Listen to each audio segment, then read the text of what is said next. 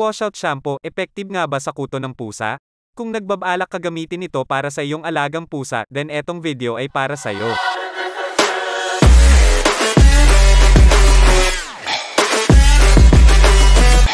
Minsan din ako naghanap ng solution para sa kuto ng aking pusa. Search dito, search doon, comment dito, comment doon. Makahanap lang ng effective na gamot na abot kaya ang halaga. Isa sa mga nakikita kong sinasuggest from time to time ay ang paggamit ng washout shampoo. Ano nga ba ang washout shampoo? Ang washout shampoo ay gamot para pamatay ng mga parasites o kuto. Effective ito dahil meron etong permethrin content na kadalasan talagang ginagamit sa mga insecticide. Pero ang washout shampoo ay para sa mga paboritong anak lang ng mga tatay. Ang manok. Ang paggamit nito ay nilalagay siya sa tubig na pinapaligo naman sa manok. After paliguan, binababad ang alaga sa araw hanggang sa ito ay matuyo para mapatay ang mga kuto.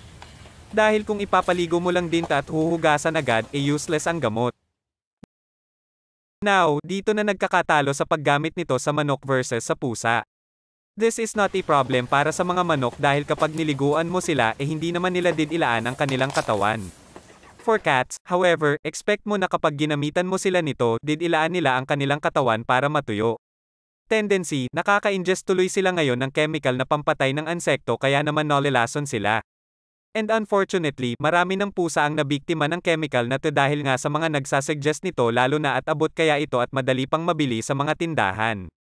Totoo na effective ito sa pagpatay ng mga kuto pero kung alaga mo ay medadamay din, then you should think twice. Effective ang washout shampoo. Pero as the label says, use it sa birds and chickens lang. Guys, that concludes our video. Sana may natutunan kayo at kung nagustuhan nyo ang video na ito, please don't hesitate to like and subscribe. Bye-bye!